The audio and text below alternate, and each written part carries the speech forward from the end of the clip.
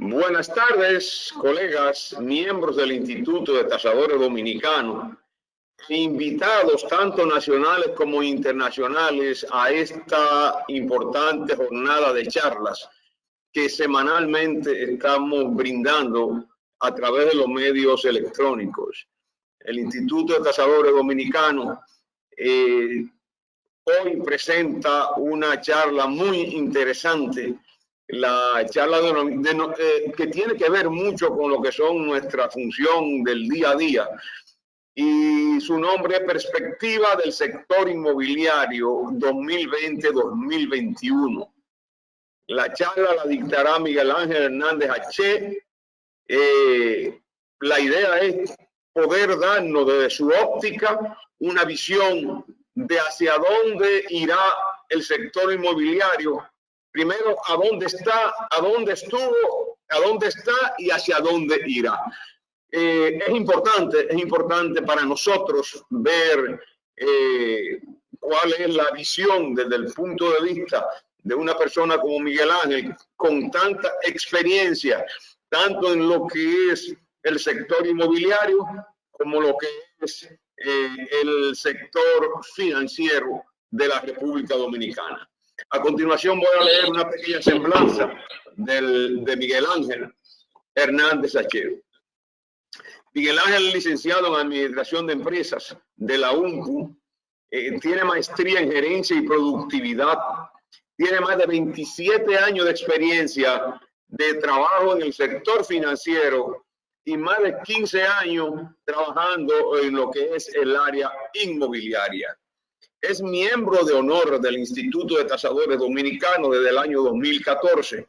Es profesor del curso básico de evaluación del ITADO. Es instructor interno del Banco Popular en el área de riesgo. Ha sido docente en las universidades de Pucamaima, UNICDA, en las áreas de análisis de crédito, riesgo y liderazgo. Es tesorero de la Asociación de Padres del International School of Santo Domingo, entre otras cosas. El licenciado Miguel Ángel Hernández H.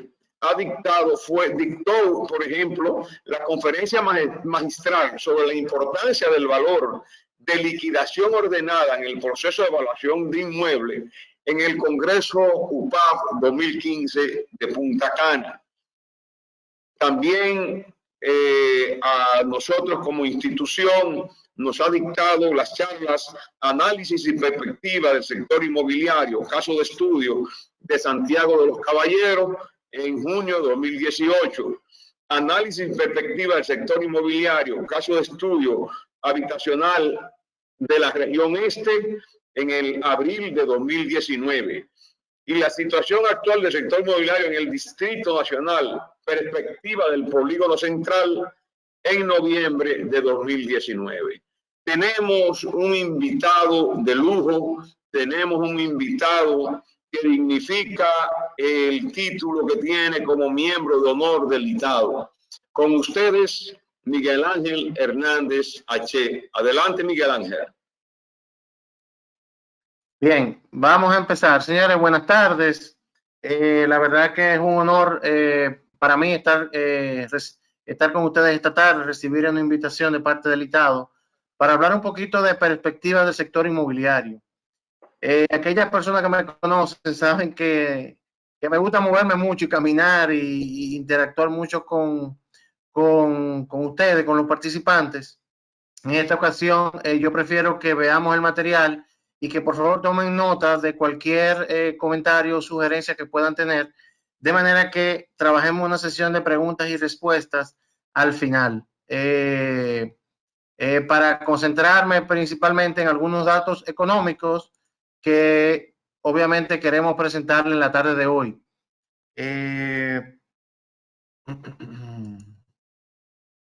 Como pueden ver, hablamos de perspectivas. Cuando hablamos de perspectiva del sector económico, hablamos de una serie de condiciones, de una serie de factores, algunos en nuestro control y otros fuera de ellos, que nos permiten enfocar, que nos permiten ver una realidad a un mediano o largo plazo. Obviamente aquí nadie, ni yo, ni el ITADO, ni los constructores, ni agente inmobiliario, ninguno de los sectores tenemos las verdades absolutas.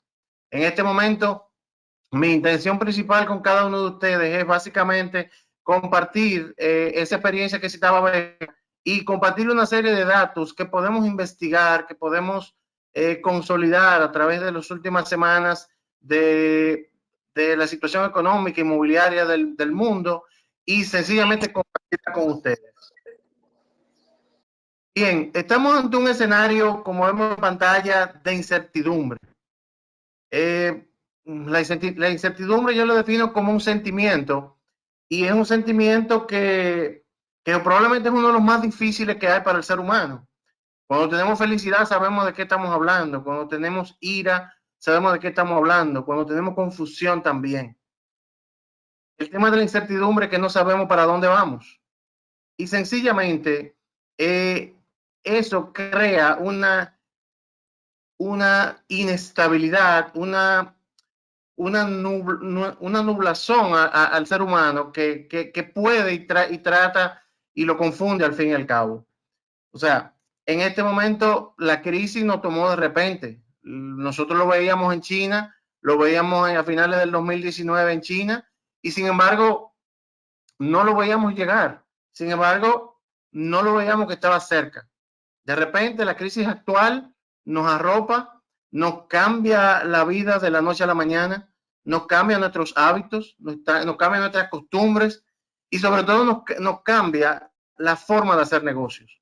El negocio inmobiliario, el negocio financiero, el negocio de construcción, mueve e integra todos los sectores de la economía.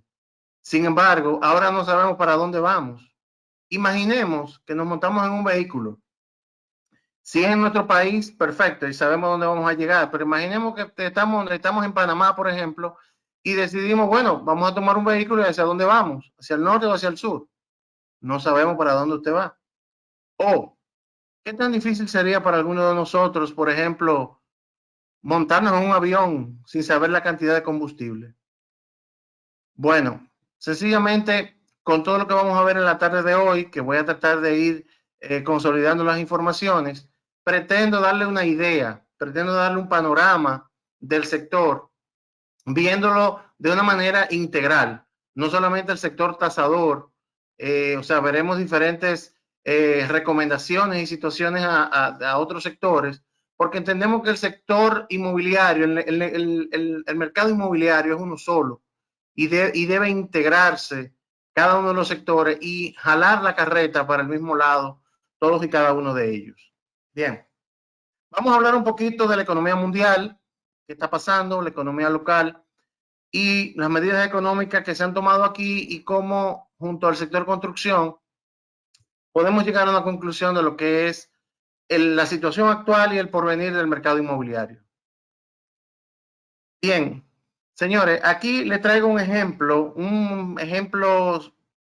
resumido, vamos a decir, de algunas crisis mundiales. Y con esto no quiero pensar en un tema de crisis sanitaria ni nada por el estilo. O sea, yo lo veo como crisis que afectan a la humanidad, la economía, el mundo como tal. Realmente vemos en primer lugar la peste negra. Peste negra afectó a Europa en el año 1348. Murieron 80 millones de personas. En aquel entonces se dio una emigración de las zonas rurales a las zonas urbanas. La viruela, por ejemplo, fue en el 1520 y acabó con la población, con el 90% de la población de las Américas. La gripe española, más cerca aún, 1920, tuvo se vio afectada o se vieron afectadas 52 millones de personas a nivel de salud sanitario. Y luego entramos al tema de las dos guerras mundiales. ¿Qué pasó con las guerras mundiales? Fueron sinónimos, fueron situaciones que detonaron la economía mundial, detonaron la humanidad como tal. O sea, en el caso de las guerras mundiales, generaron principalmente desempleo, escasez, generaron mano de obra especializada, entró la mano de obra femenina al sector económico que no estaba hasta la Primera Guerra Mundial. Y sobre todo se desarrollaron muchos o varios inventos que han transformado la humanidad. pensar en un reloj de pulsera, pensar en gafas de sol, cinta adhesiva, cremalleras. O sea, estamos viendo que ante esta crisis se ha salido adelante. Pensar en la Gran Depresión del 1929 que inició en Estados Unidos y afectó no solamente a nivel económico, sino que afectó más del 50% de las empresas de ese país en aquel momento. A algunos más cerca, que todos conocemos, la crisis inmobiliaria del 2008, que también se originó en Estados Unidos, han afectado significativamente la economía mundial. Y siempre hago un resumen, algunas explicaciones y pinceladas de la economía mundial, porque es lo que nos da a entender y nos lleva de lo macro a lo micro. Nosotros como país, como isla que somos, dependemos directamente de los grandes continentes, de las grandes ciudades, de los grandes países, como vamos a ver en un poquito más adelante. Bien, me van a permitir ver algunos temas y ir conversando con ustedes sobre esta parte. Estos números cambiaron radicalmente de febrero para acá. ¿Sí? Todavía la CEPAL argumentaba y decía en febrero de 2020 que el crecimiento económico rondaba los 4.7 del Producto Interno Bruto en el caso de nuestro país. Sin embargo, como vemos de la noche a la mañana, realmente de la noche a la mañana, vemos como los pronósticos del crecimiento económico de los principales países y principales regiones va en un declive total. A nivel mundial vemos un decrecimiento de un 3%, Estados Unidos un 5.9 negativo, España 8.0 negativo, Italia 9.1 y los demás casos que ustedes ven ahí. ¿Qué está pasando en esas sociedades? ¿Qué está pasando en esos países? Es que prácticamente la economía está paralizada.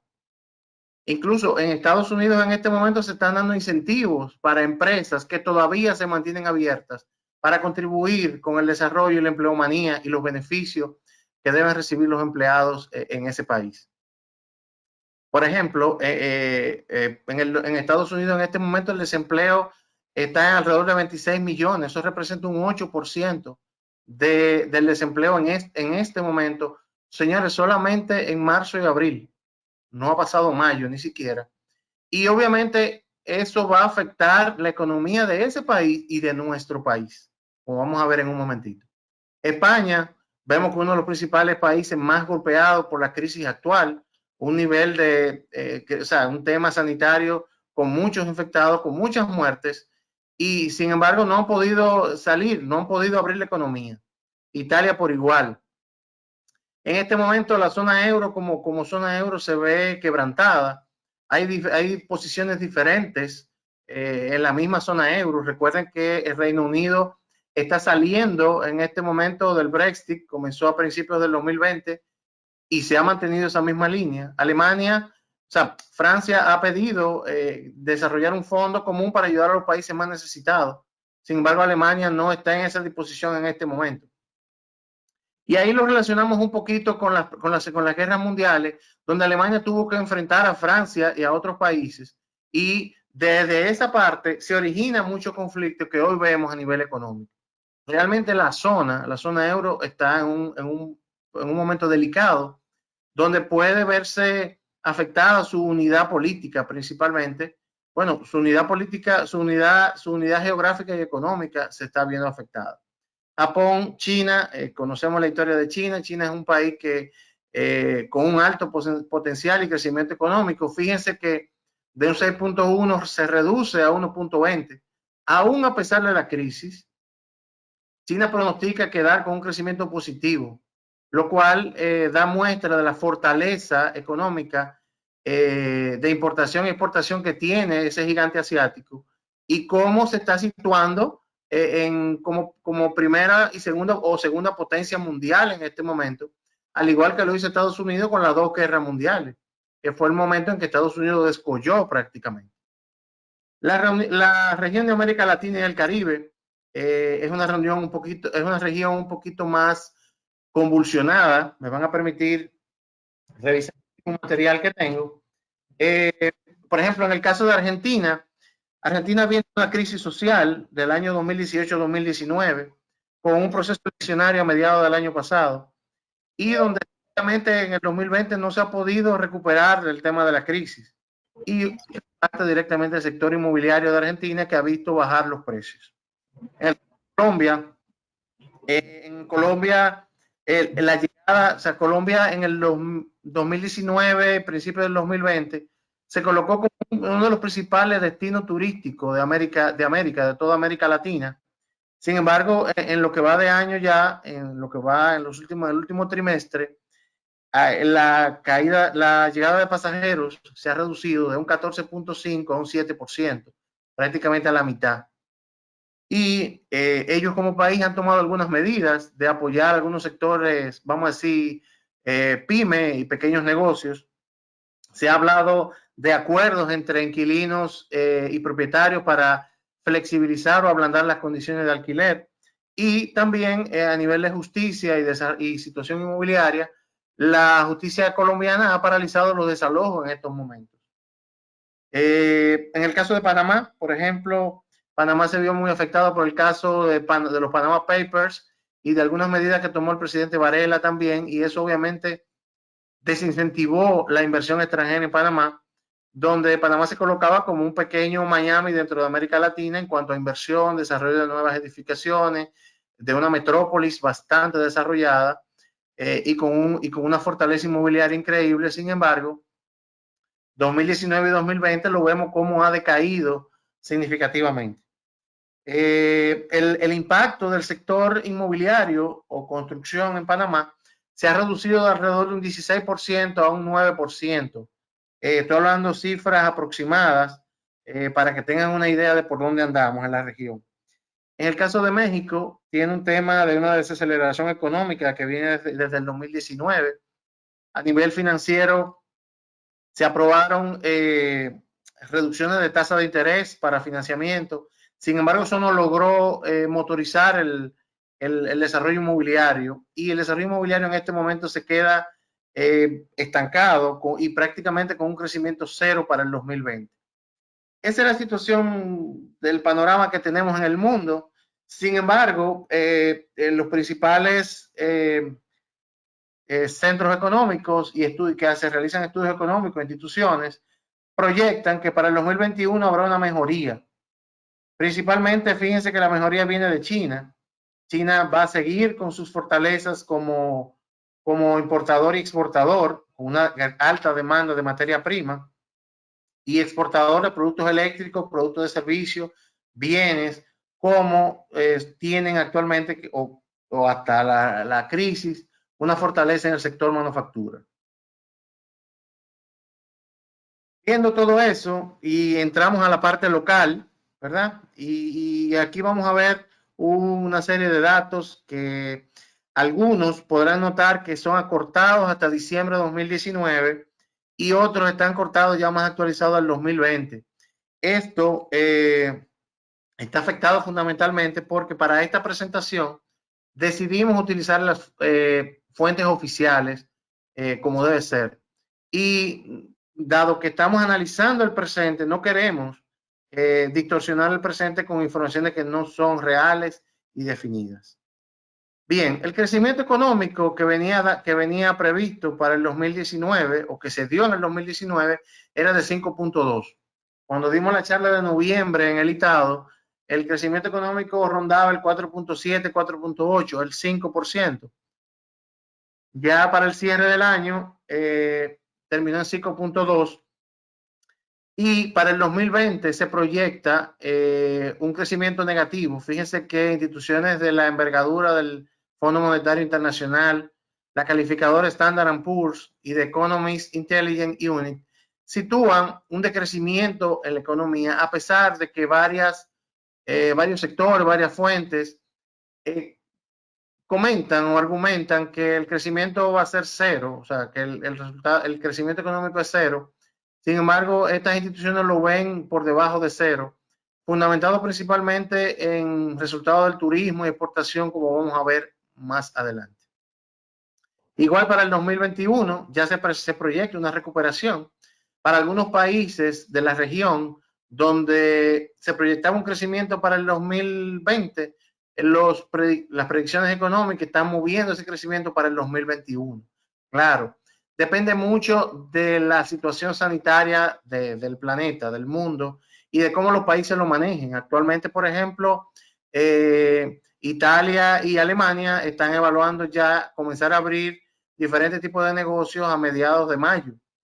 Y en la medida en que vayan abriendo los diferentes sectores económicos, que también lo vamos a ver un poquito más adelante, bueno, pues eso nos va a dar una idea de la motorización del comercio, tanto en el país como en la región. Y nos enfocamos un poquito en entender y ver qué está pasando por sector económico. ¿Cuáles son los sectores que están sustentando el crecimiento de la economía en los últimos años? Como pueden ver, el sector agropecuario aporta un 4% y vamos a hablar un poquito de ese sector un poquito más adelante. Y el sector construcción, fíjense que aquí aporta un 10%, un poquito ligeramente por debajo del 2018. Energía y agua sigue en crecimiento constante con un 8% del PIB, fundamentado básicamente en las grandes inversiones de creación de nuevos parques eólicos en el país que se han desarrollado alrededor de 6 o 7 entre 2008 y 2019, y el desarrollo de energías alternativas como campos de paneles solares que ya hay esparcidos sobre la geografía nacional, alrededor de 4 o 5 mal calculados. Bares y restaurantes presentan un declive hacia la baja, transporte se mantiene igual, servicios financieros, comunicaciones baja y servicios financieros suben, mientras que las actividades inmobiliarias tienen un crecimiento de un 5%. Como pueden ver, las cifras que favorecen a nuestro sector o que tienen que ver con nuestro sector son alrededor de construcción y asuntos inmobiliarios. La inflación. La inflación me da una idea de cómo van los precios, cómo va la inflación, cómo, valga la redundancia, cómo es el comportamiento del índice de precios, cómo están los precios de los productos de primera necesidad. Y vemos que aumenta significativamente para el 2019 y aquí llegamos a un resultado de enero y febrero de 2020 que se mantiene igual que el cierre de año. Obviamente, aquí no quiero especular porque algunos sectores, principalmente el sector gubernamental, comenta que no ha habido un aumento de la inflación, más bien una reducción de 0.5, pero ahí lo manejamos. Aquí presentamos, señores, la llegada de pasajeros en millones. Fíjense cómo había una tendencia de alrededor de 8.2 millones para estoy oyendo un eco. ¿Se oye? ¿Se está oyendo bien, Carlos Joaquín? Sí, sí. Perfecto. Tenemos una tendencia de alrededor de 8 millones de pasajeros, tanto por vía aérea como vía marítima.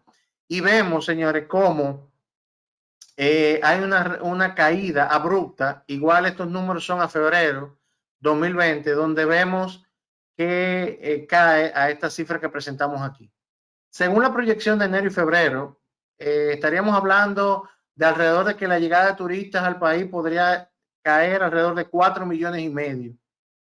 Eso representa prácticamente un 45% de la caída de la llegada de pasajeros, que se asemeja al decrecimiento que proyecta la Organización Internacional del Turismo, la OIT, para el mundo completo, que ronda un 40%.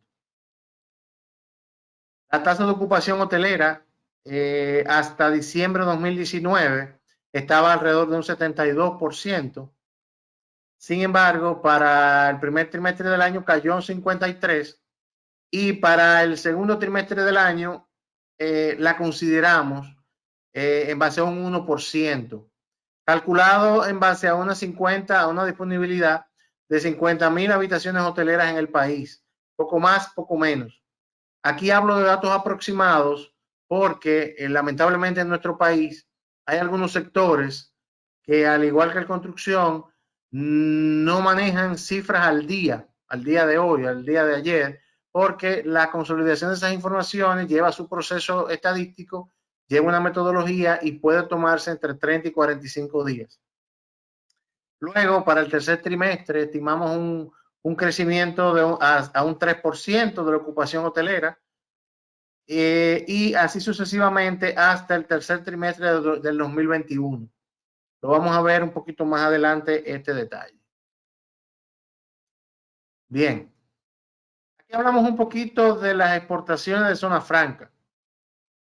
Vemos cómo las exportaciones se han mantenido, que rondan los 5.500, 6.000 millones de dólares, fundamentado principalmente en sectores como zona franca, vale la redundancia, pero dentro de zona franca, la parte de equipos médicos se ha desarrollado bastante, joyería, textiles, zapatos y en menor grado un sector de cigarros de alto nivel.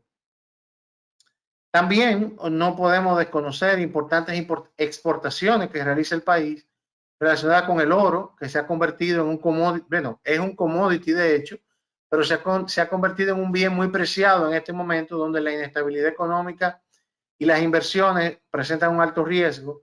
Hay grandes empresas, compañías que están logrando reservas importantes de oro en este momento en el mundo. A nosotros nos favorece como país. Exportación de azúcar, exportación de café en menor grado y otros, y sin dejar de mencionar el cacao, que es un elemento muy importante, reconocido a nivel mundial, principalmente de Europa. Ahora bien, nuestras exportaciones están enfocadas básicamente hacia Estados Unidos, Canadá y Haití con un 15%, y Europa exportamos un 15% de nuestra producción a nivel global como país, que es importante. El siguiente rubro es el rubro de las remesas familiares. Fíjense cómo aquí sí tenemos datos importantes del 2020, donde las remesas han caído a 1.173 millones de dólares. Y obviamente tiene una justificación. El 80%, señores, el 80% de las remesas que recibimos vienen precisamente de Estados Unidos y España e Italia. Y en Estados Unidos, en mayor proporción, en Nueva York, en Boston y en Puerto Rico. Increíblemente, el socio comercial cercano también tiene su influencia en el tema de las remesas. O sea, una caída de esto, una caída de la fuerza laboral, una caída del empleo en Estados Unidos y en las ciudades que mencionamos de Europa, afecta totalmente este rubro y afecta el ingreso de dólares a la economía dominicana. Vemos que el turismo va en picada, vemos que las exportaciones van en picada, vemos que las remesas familiares en dólares van en picada. Realmente son los tres sectores principales que sustentan el ingreso de divisa al país. Entonces eso directa o indirectamente genera una presión en la tasa de cambio, y lo vamos a conversar ahora. Con respecto a los precios del barril del petróleo, lo hemos visto, no es escondido para nadie, todo lo hemos visto últimamente. Los precios del petróleo han caído exorbitantemente. Fíjense, desde el 2015 para acá no se veían precios como se ven al día de hoy. Eso tiene su causa principal en que la demanda mundial del petróleo se ha reducido en un tercio de la demanda mundial, cuando países productores como Rusia, como Arabia Saudita, como el propio Estados Unidos, no han parado su producción a nivel global. Incluso en algún momento determinado hubieron conflictos entre los países de la OPEP y Rusia por el tema de precios. Esto, sin duda, cualquiera puede pensar, mira, todo va a bajar en el país. Sin embargo, no es así. La semana pasada tuvimos precios negativos del petróleo porque fundamentalmente los productores estaban buscando dónde colocar el petróleo, porque estaban produciendo y ya los almacenamientos de Estados Unidos y de Europa prácticamente estaban en su máximo nivel. Aquí las autoridades locales también evaluaron esa parte, pero el inventario que teníamos de petróleo era suficiente para las próximas semanas. El comportamiento de la tasa de cambio, como pueden ver, se sitúa en 54.50. Esto es una información cortada al lunes pasado, y las autoridades monetarias están haciendo un gran esfuerzo para controlar la tasa. Obviamente está influenciado también en que la demanda de dólares en este momento es un poquito más restringida, así como se reduce la economía mundial, asimismo también se reduce la demanda de dólares y eso ha contribuido a que el pico o la elevación no sea tan alta. Y también hay que destacar, señores, la fortaleza que tiene en este momento el Banco Central con unos 9.700 millones de dólares como reservas internacionales que oportunamente ha inyectado a la economía dominicana para controlar el tema de la tasa. Aquí podemos ver el crédito por destino. En el 2019 podemos ver que el 56% estaba destinado al sector hipotecario. Aquí se incluye no solamente la compra de primera vivienda, sino compra de segunda vivienda y remodelaciones y todo lo que tiene que ver con esa parte del sector. Y la parte de consumo representa un 27%. Aquí entra lo que es el crédito a las personas, tarjetas de crédito, préstamos directos para pago de bienes y servicios y todo lo demás. Perdón. Permítame rectificar. El 56% es al sector comercio, el 27% es al sector consumo y el 17% es al sector hipotecario. Entonces, aclaramos ahora, es un tema de colores, ¿verdad? Pero aclaramos ahora de que representa un 17% y lo que tenemos que procurar hacia futuro, hacia la perspectiva que tenemos que ver, definitivamente es aumentar este número.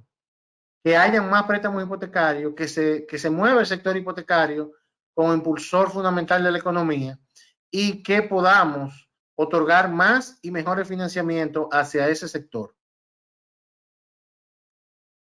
Crédito por sector económico, aquí vemos, fíjense cómo tenemos 212.000 millones para lo que es la compra y remodelación de vivienda.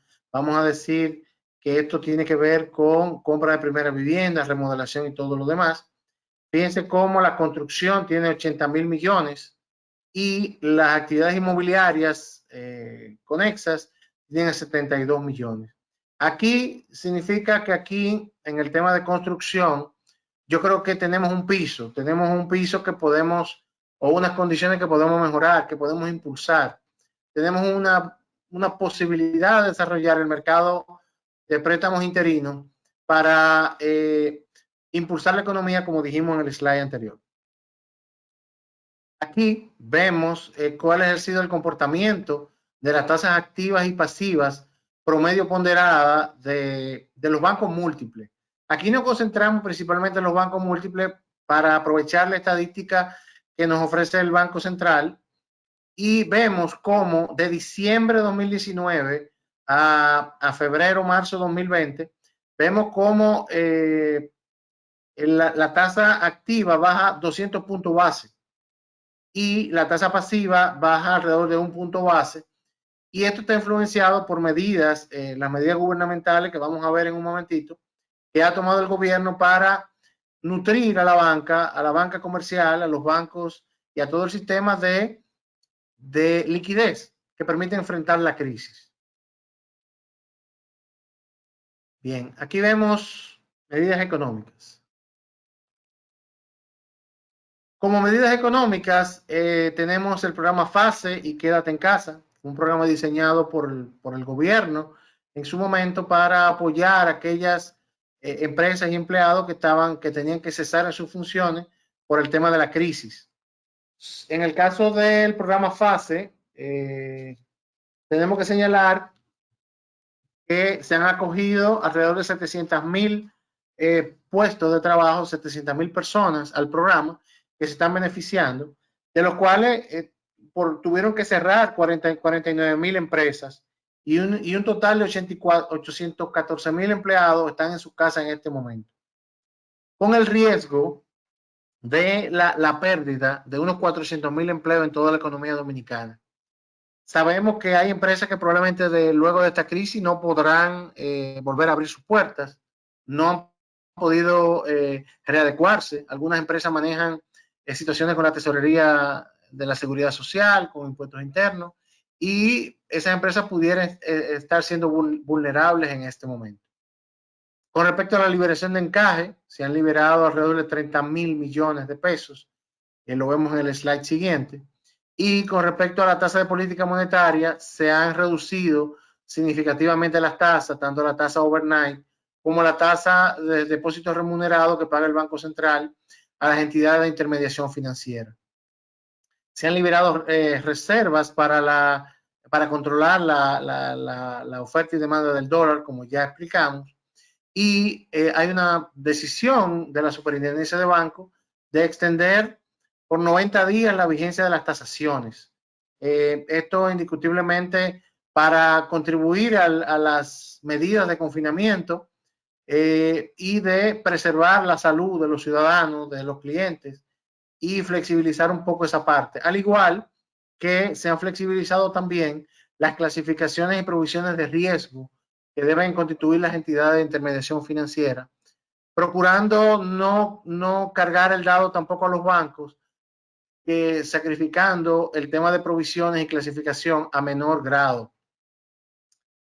Tema deuda país. Recientemente vimos que el país se acogió a un beneficio, a un financiamiento del Fondo Monetario Internacional, y no queremos salir de esta parte de medidas gubernamentales sin comentar la prórroga y la digitalización de los servicios por parte de la DGI.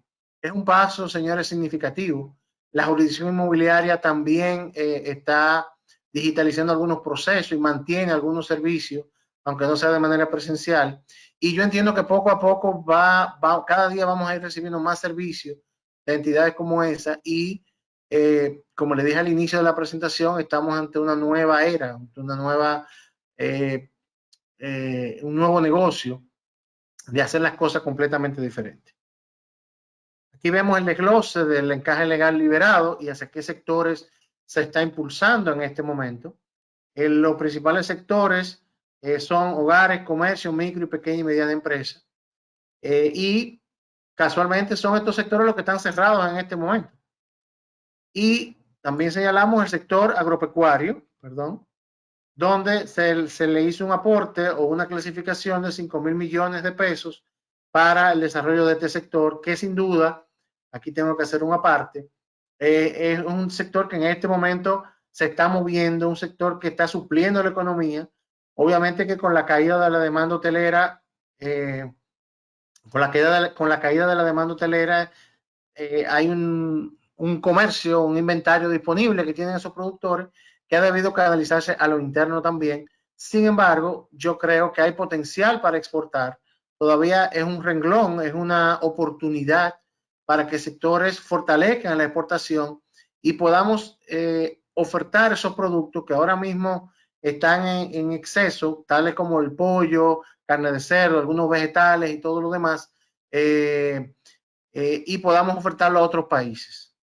Como sectores productivos también se destinó una partida de 15.000 millones de pesos liberado para encajes, controlado a través de los financiamientos de las entidades financieras para el sector turismo y exportación, que como ya señalamos, han sido algunos de los más golpeados en este momento.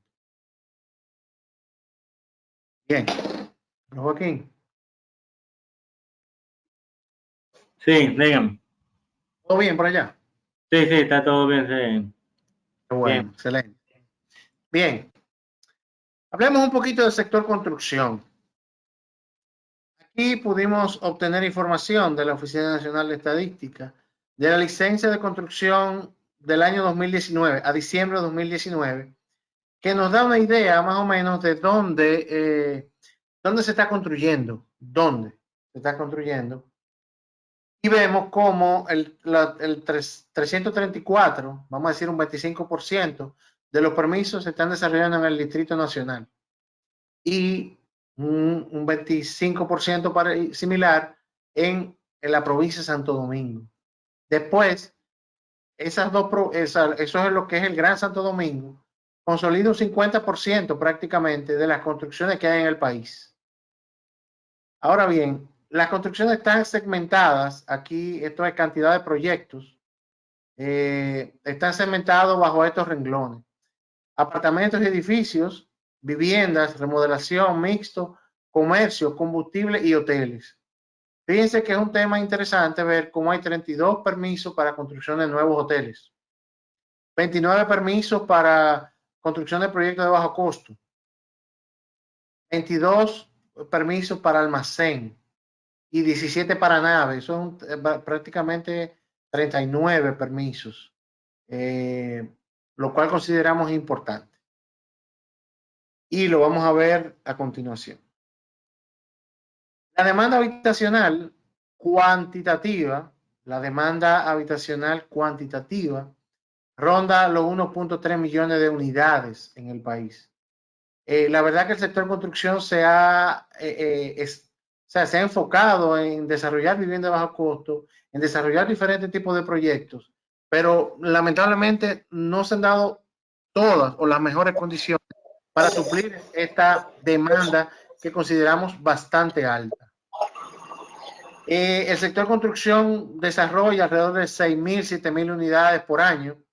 Sin embargo, la demanda que se va incrementando anualmente son de 20.000 unidades. Estos son datos aproximados porque obviamente el sector construcción no tiene, o lo que pudimos indagar para esta investigación, no tiene una base de datos constante, fresca, actualizada con estos datos, sino que estos datos vienen en base a unos estudios que realiza Acoprovi, el último de los cuales creo que lo hizo a mediados del año pasado, y Acoprovi va actualizando y consolidando algunas de estas informaciones, y obviamente uno puede cruzar y llegar a estos números. Pero sí, estos números fueron revisados con personas del sector y ronda muy cercana a la realidad. Bien, vamos a entrar en materia ahora, que es lo más importante. Con respecto al mercado inmobiliario, quisimos hacer una segmentación y una segregación en base a tipo de inmueble, porque en base al tipo de inmueble nosotros podemos enfocar un poquito más el comportamiento del sector en los próximos meses. Con respecto al tema residencial, vemos una oferta media y una demanda baja en el sentido, y los precios pueden subir y bajar. Entonces me dice, ¿y cómo es posible? Bueno, yo quisiera como desmenuzar un poquito este concepto. En el mercado hay alrededor de 276 proyectos aproximadamente, vamos a decir, en la zona metro, en las principales zonas urbanas del país, que son residenciales.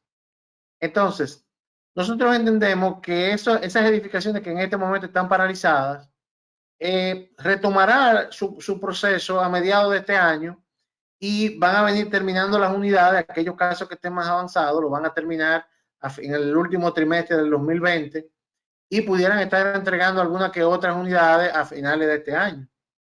Pero otros tendrán que terminar, según el avance de obra que tienen al día de hoy, al momento de la paralización, tendrán que terminar en el primero o segundo trimestre del 2021 o a mediados del 2021. Sobre esa parte, vamos a decir que es un tipo de residencia nueva. Nosotros entendemos que los constructores deben ser conservadores. Una vez vendan esas unidades terminadas, deben ser muy conservadores para definir qué construir de ahí en adelante. Y sobre esa base, qué construir de ahí en adelante, va a haber una influencia en los precios, que nosotros entendemos que esa parte va a subir. ¿Por qué va a subir? Por la escasez de productos, por el alza de la tasa del dólar y no solamente la escasez, sino el encarecimiento de los productos básicos de construcción como cemento, varilla y otro más.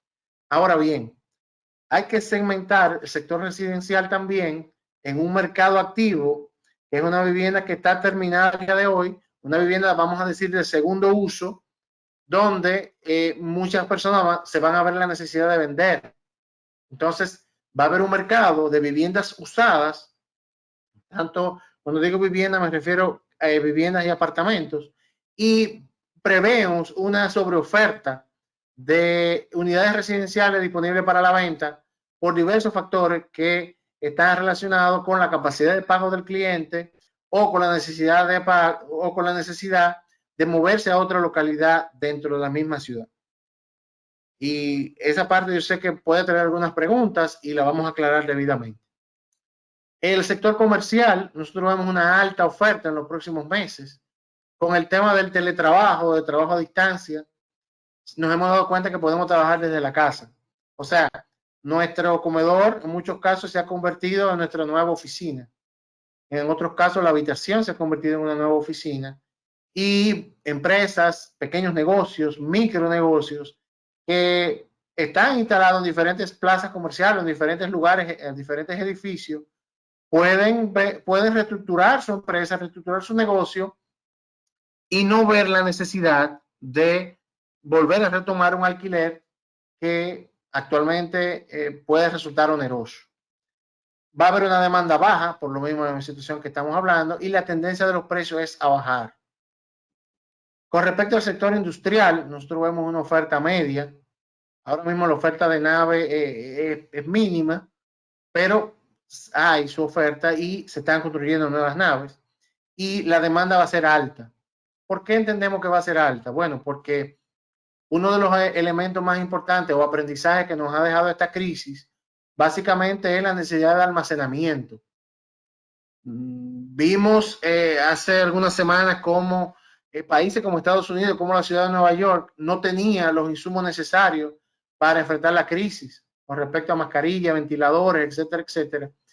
Y eso nos da una idea de que el mismo tema del petróleo que conversamos también nos da una idea de que va a haber una demanda alta en cuanto a naves industriales se refiere. No necesariamente para producción, la producción va a ir creciendo más lentamente, pero sí para almacenaje. Y entendemos que los precios pueden subir.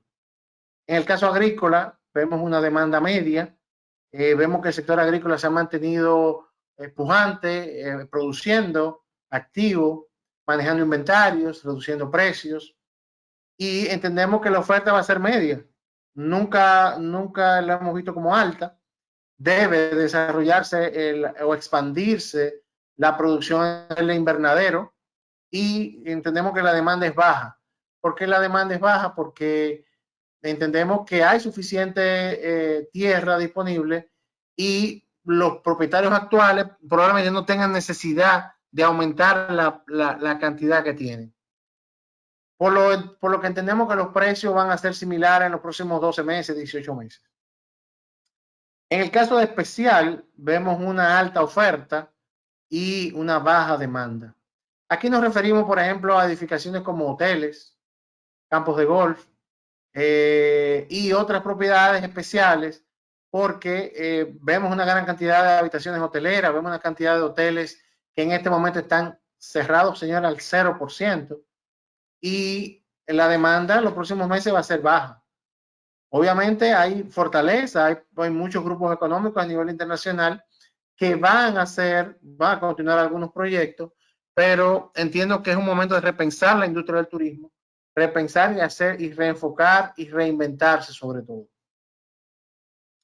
En este renglón los precios tienden a la baja. Con respecto a la oferta y demanda por clase social, quisimos realizar una segmentación aquí para entender un poquito el comportamiento.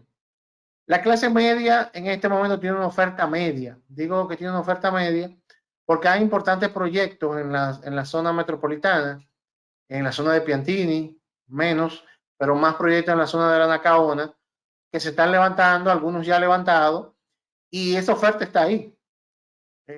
Básicamente, pudieran estar listos para mediados, finales del 2021.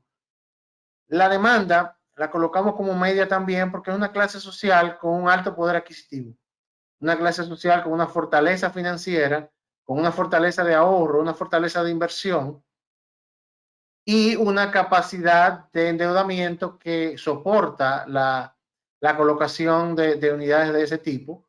O sea, entiendo que aquí los precios no van a subir, sino que se van a mantener a precios negociados, los precios negociados que tienen los constructores en este momento con esas personas. En el caso de la clase media, vemos que hay una oferta baja en este momento. Me refiero a apartamentos de 4.5 a 6 millones, 7 millones. La oferta es baja en el mercado en este momento. Y entendemos que asimismo la demanda va a ser baja en los próximos 18 meses. ¿En qué sentido? Bueno, porque realmente la clase media es una clase más impactada en este momento de crisis, con el tema de las suspensiones laborales, con el tema del empleo, con el tema de situaciones familiares que obligan a repensar la economía, a repensar el tipo de inmueble que tenemos, o sea, saber y ajustarnos probablemente a machear la posibilidad que yo tengo de pago contra la necesidad que tengo, contra el inmueble que tengo. Yo creo que este es un momento donde la clase media se debe autoevaluar y ver si realmente conviene seguir manteniendo un estándar o calidad de vida por encima de las posibilidades. Es una clase media en un estudio que realizó el Banco Central, por ejemplo, hace algunos años. Se puede determinar que una familia de clase media tiene ahorros o tiene reservas para subsistir probablemente 60 días. En el caso de la clase baja es una semana, según el estudio. Y con respecto a clase baja, es una oferta media porque tenemos varios proyectos de bajo costo, léase Ciudad Juan Bosch y otros proyectos por la Jacobo Macluta y otras áreas de la ciudad. Hay una oferta, hay unidades disponibles todavía, hay un margen para hacer negocios. Sin embargo, la demanda es totalmente baja, porque en situaciones como esta, lamentablemente, las personas de escasos recursos se le dificulta más la adquisición de la vivienda, se le dificulta más el acceso al crédito por el mismo desequilibrio y la misma inestabilidad laboral y todo lo que eso conlleva. Es un tema que por clase social, por ejemplo, el caso de la clase media, va a tener que suspender temas de inversiones, de viajes, probablemente de adquirir una segunda vivienda. Son situaciones que hay que pensarlas en este momento. Ayer veía un panel importante del sector turístico donde señalaban que propiedades de alto valor se siguen vendiendo y se siguen cerrando ventas. Sí, pero tenemos un mercado turístico de segunda vivienda y que nosotros vemos bastante estancado.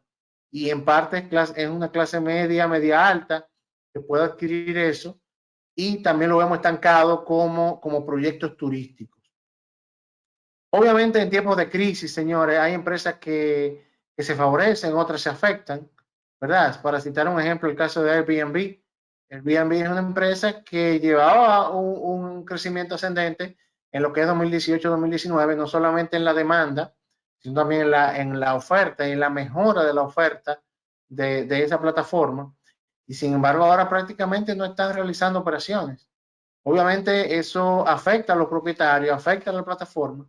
Sin embargo, otras empresas como Amazon ha dado resultados y ha tenido mucho éxito, para citar ejemplos, entre otros.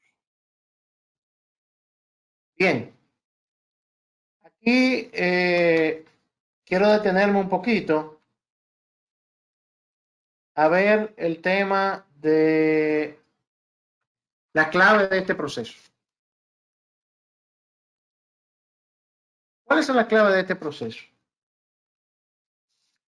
Nosotros tenemos que ser mejores tasadores, ser mejores constructores, ser mejores agentes inmobiliarios. Este es un momento de profilaxis en el mercado y es un momento donde quedarán los mejores. Luego, aquel que esté mejor preparado, aquel que esté mejor capacitado, aquel que dé un mejor servicio al cliente, aquel que atienda realmente la necesidad de su cliente, de quien reclama el servicio, es el que va a tener éxito. Es un momento de buscar la eficiencia operativa, de buscar eficiencia financiera en el negocio y buscar eficiencia administrativa también. Estamos llamados en este momento a hacer más con menos. Y no solamente a nivel empresarial, sino a nivel personal, a nivel familiar. Estamos llamados en ese proceso. No podemos seguir en la vorágine que vivíamos en el cierre 2019-2020, donde había un consumo desordenado, donde había una serie de actividades fuera de lo común. Y entendemos que debe haber un proceso de eficientización en todo orden, en la sociedad. Downsizing es una palabra que quisimos incluir aquí. Y obviamente tiene que ver con hacernos más eficientes. Probablemente significa que nos hagamos más pequeños. Probablemente las empresas deban evaluar cuál es su actividad principal en el negocio y aquellas actividades colaterales, tercerizarlas. Probablemente tengamos que mantener de personas remotas, mantener personas remotas trabajando de manera remota para eficientizar y reducir los espacios laborales a nivel de empresa, reducir costos y reducir una serie de gastos relacionados a la operación. Probablemente estemos llamados a eso. Probablemente también clientes que tengan inmuebles que no podían pagar, que venían arrastrando la cuota, que venían arrastrando su situación económica. Probablemente ese cliente sea la persona que esté llamando a su agente inmobiliario en las próximas semanas y le diga, mira, tengo que vender y mudarme en algo más pequeño. La siguiente tema es mindset. Mindset yo lo veo y así se define como la forma en que vemos las cosas. O sea, de qué forma yo veo la crisis, de qué forma yo veo el trabajo, de qué forma yo veo los cambios que he vivido repentinamente, de qué forma puedo asimilarlos, de qué forma puedo cambiarlos, de qué forma puedo hacer que los cambios actúen o se desarrollen para mi beneficio. Yo creo que es la oportunidad para hacer eso, es la oportunidad que tenemos. Y como hablaba con un amigo el otro día, esta es la oportunidad de inventar, esta es la oportunidad de hacer cosas diferentes. Claro, midiendo los riesgos, midiendo todo lo que tiene que ver con nuestro negocio. Pero es el momento de inventar. Tal como le señalé, los diferentes ejemplos de las guerras mundiales y de las crisis que hemos pasado. Elementos tan simples como un reloj de pulsera, como la cremallera que utilizamos todos los caballeros todos los días. Entonces, este es el momento, señores, de inventar y de reinventarnos, de hacer las cosas diferentes. Le decía a unos compañeros el otro día que no puede haber pasado la cuarentena y que al final de la cuarentena hagamos lo mismo que hacíamos antes. Ya, por ejemplo, hemos trabajado con el ITADO y el ITADO ha desarrollado un protocolo para hacer sus tasaciones. Probablemente en China, y con todo el respeto, ¿verdad? Probablemente en otros países de Europa, Estados Unidos, no se ha desarrollado un protocolo así, pero el desarrollarlo, el crear la iniciativa, nos genera fortaleza como ITADO, como país, como región. Y por último, sobre esta parte, me refiero a oportunidad.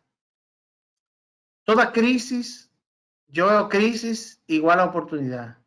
Esta es la oportunidad que tenemos de ser mejor, esta es la oportunidad que tenemos de ser diferente, esta es la oportunidad que yo tengo de mejorar mi negocio. En el caso de mi amigo Mélido, él señalaba el otro día en una conferencia que no es un tema de confinamiento, sino es un tema de afinamiento. ¿Qué yo puedo hacer diferente? ¿Qué mentalidad yo puedo cambiar?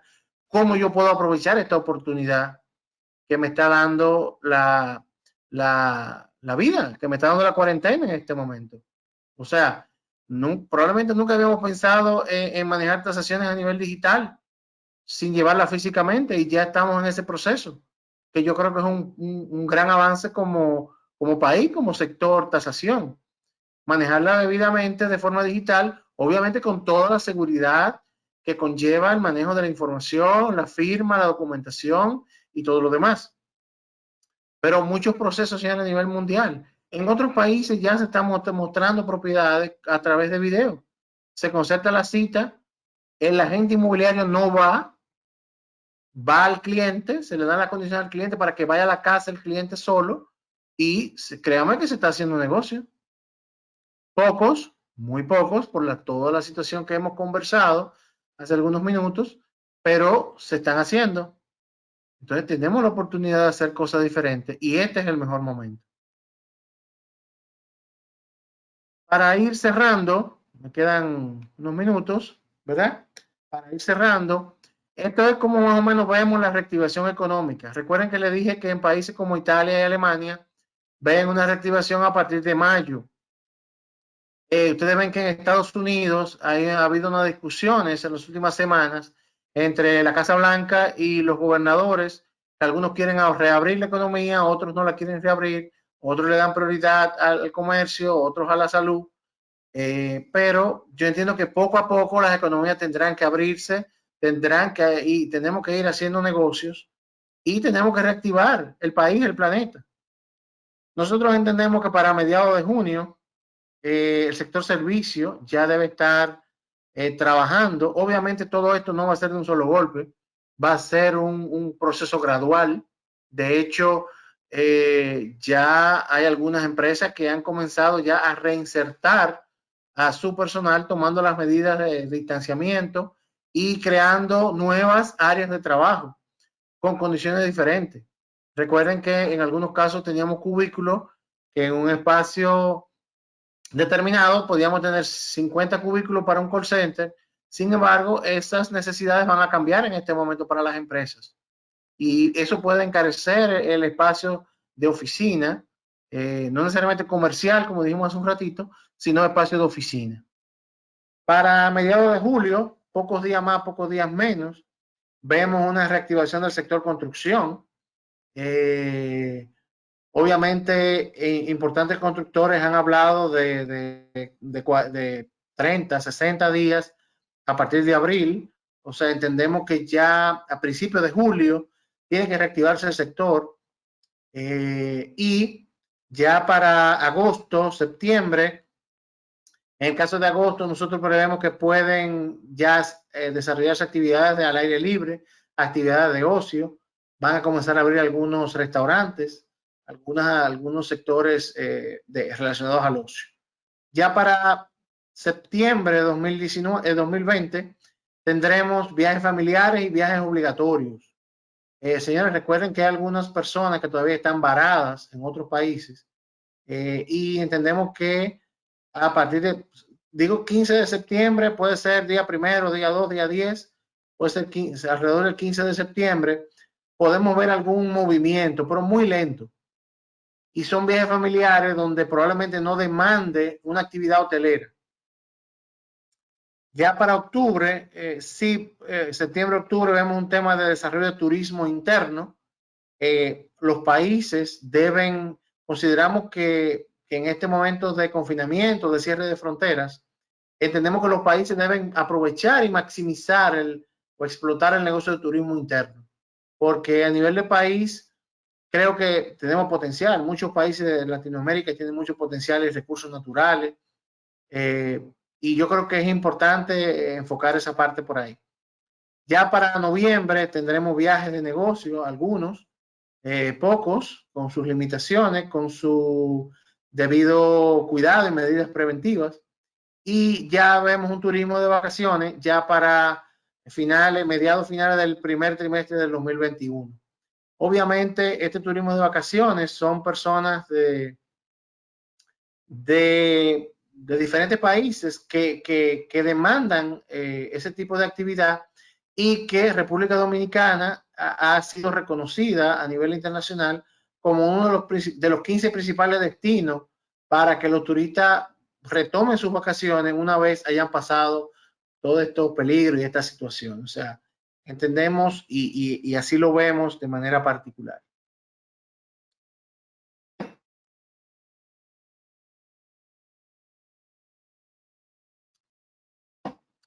Bien, entrando a las conclusiones, no quiero dejar en el ánimo de la audiencia situaciones negativas. He hablado de crisis en diferentes momentos, pero también recuerden que crisis es igual a oportunidad. y el sector inmobiliario probablemente se ve afectado de manera temporal, pero no podemos perder de vista que es el sector más robusto de la economía, porque es que sostiene el sector habitacional, el sector productivo, señores. Entonces, el mercado está ahí, el mercado no está muerto. El mercado puede estar enfermo, puede estar en cuidados intensivos, ¿verdad? Por sectores, por tipo de negocio, etcétera, etcétera. Pero el mercado no ha muerto. Entonces, tenemos que estar, como decíamos hace un ratito, preparados para aprovechar esas oportunidades una vez pase la crisis. Y sin duda, el sector, la tierra, es un factor fundamental de la producción junto al capital y al trabajo. O sea, hay negocio, hay oportunidad, el sector inmobiliario se va a recuperar y juntos es que tenemos que sumar esfuerzos para recuperarlo. Vemos un mercado de compradores con un mercado de muy altas ofertas y demanda limitada. Aquel que tenga recursos, aquel que tenga ahorro, aquel que tenga posibilidad de desarrollar un fondo de inversión, puede aprovechar el mercado y conseguir buenas ofertas en los próximos 9 a 12 meses. Vemos una escasa movilidad de clase social en los próximos 5 años, como le señalé hace un momentito. Y me quiero detener aquí en esta palabra timing.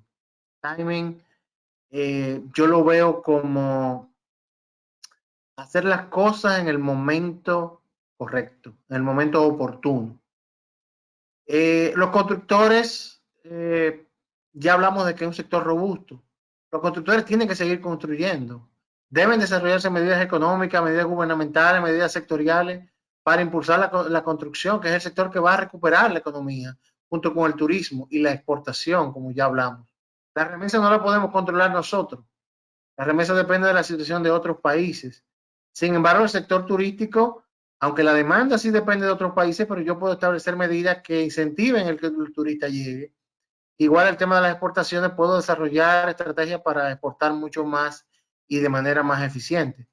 Pero me refiero al tema de los constructores, es saber qué construir y en qué momento construir. Yo creo que debemos estar bien atentos y entrar en un mercado de customización. ¿Qué me demanda mi público?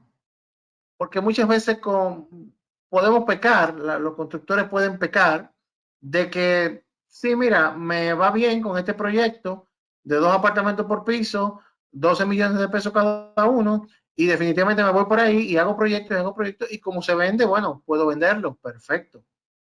Eso es hacer negocio. Sin embargo, yo puedo definir y ver qué quiere mi público. Si yo puedo eficientizar espacio, eficientizar costos, tener mayor rentabilidad, generar mayor mano de obra en la construcción, bueno, pues también eso me favorece a mí y al sector.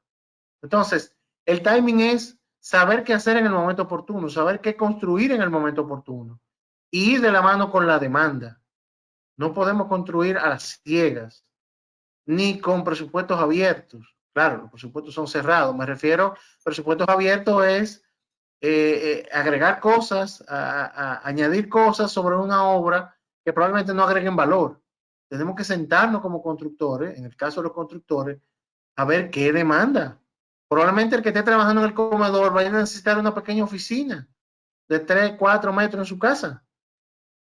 Probablemente el que no tenga condiciones para que sus hijos puedan hacer la tarea en la casa, probablemente necesite un estudio o una pequeña espacio para hacer tareas en el nuevo apartamento.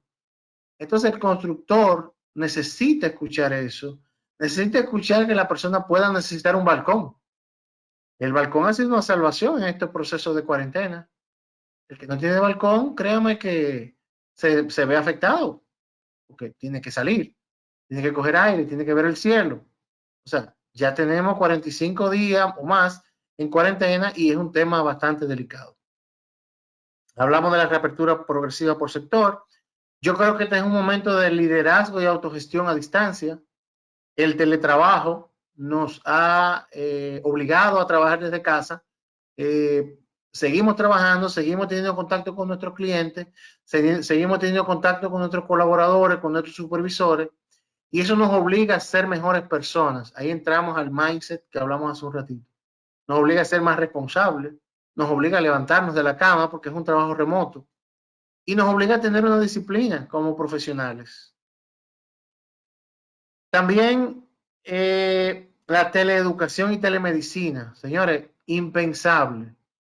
Hasta hace 60 días no pensábamos que médicos podrían consultar por internet y de repente establecerte un diagnóstico, establecerte un tratamiento o simplemente dar un seguimiento a una enfermedad que previamente venía tratándose. ¿Cuántas universidades del mundo? Del mundo. Todas están cerradas. ¿Cuántos eventos deportivos están cerrados? Disney, la maravilla del mundo, está cerrado. Entonces, es un momento de reinventarnos, es un momento de hacer las cosas diferentes. Si queremos seguir siendo exitosos en el sector en que estamos.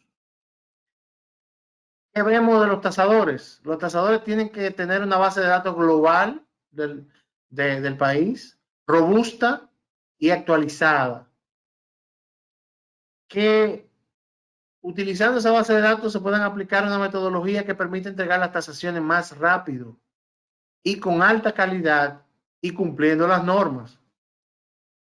Yo hablaba con José Alberto el otro día y digo, José Alberto, esto es un tema muy delicado porque lo que queremos no es que los sancochen, lo que queremos no es que sancochen la tasación y que emitan un valor, es que los tasadores tienen que eficientizar su trabajo, tienen que tecnificar su trabajo, tienen que ofrecer mejores productos entregables, cumpliendo las normas y cumpliendo la metodología. Estamos a la puerta de una revolución digital. Antes creíamos que éramos digitales porque teníamos un iPhone en la mano y creíamos que podíamos resolver el mundo. Sin embargo, ya no. O sea, vivimos y estamos saliendo de una era tecnológica para entrar en una era digital. Donde estamos trabajando en la casa, no necesitamos printer, no necesitamos escáner, no necesitamos documentos, no necesitamos expedientes. Entonces, la verdadera era digital está empezando en estos momentos y estamos viviendo ese proceso y tenemos que adaptarnos. O sea, el tasador tiene que ofrecer un servicio integral. Yo veo al tasador como un profesional que maneje la tasación, que maneje la agrimensura, que maneje la consulta de la jurisdicción inmobiliaria, que maneje georreferencia. Un profesional integral que genere un valor al cliente y sobre todo también incluir informaciones del sector. ¿Por qué un tasador no puede aprender de préstamos? ¿De qué tipo de préstamo le convendría al cliente? No necesariamente la institución, porque ahí hay un tema de independencia y regulación local. Me refiero a que el tasador puede saber que a un cliente no le conviene un préstamo hipotecario a 10 años, que probablemente es a 20, o que sencillamente a él no le conviene una línea de crédito que le están ofreciendo porque debe ser otro tipo de préstamo. O sea, yo veo al tasador, estamos especializando al tasador. Hay muchos tasadores con maestría de alto nivel en el país, con especializaciones ISO de calidad. Sin embargo, eso está muy bien, perfecto, pero tenemos que mejorar la calidad de los tasadores de la membresía del Estado, aumentar su capacidad, sus fortalezas, utilizando este tipo de medios, este tipo de capacitaciones y lo que le comentaba, y que el tasador se convierta no solamente en una persona que emite un valor en base a una metodología y a método científico, es qué valor agregado yo puedo dar a mi cliente como tasador. Estaríamos pensando en algo relacionado con el seguro de propiedad. Pudiera yo conocer, tener información del seguro de propiedad, del financiamiento. Mira, si tú la tasación es tal, tomas un préstamo de tanto, el seguro que vas a pagar es tanto. El tasador tiene que subir el nivel en este momento. En el caso de los agentes inmobiliarios, tienen que estar más cercanos al cliente en este momento. Igual tienen que estar mejor preparados y los agentes inmobiliarios deben ofrecer servicios horizontales. ¿Quién dice que un agente inmobiliario no puede ofrecer o ayudar a su cliente con un servicio de mudanza? No, ¿acaso no habíamos pensado que un agente inmobiliario puede venderle la casa y puede darle una asesoría de diseño de interiores? Hay mucha oportunidad, hay mucha posibilidad de hacer negocio, de crecer en el mercado que tenemos en este momento. Otros que no son tan buenos en las ventas, que no son tan buenos en el seguimiento, probablemente deberán girar el efecto de su negocio y probablemente tendrán que pensar en administración de condominios, en administración de alquileres, que también es un buen negocio, que también es una especialización en el mercado inmobiliario y que también es una innovación. Hay una demanda alta de necesidad de administración de condominios en el país.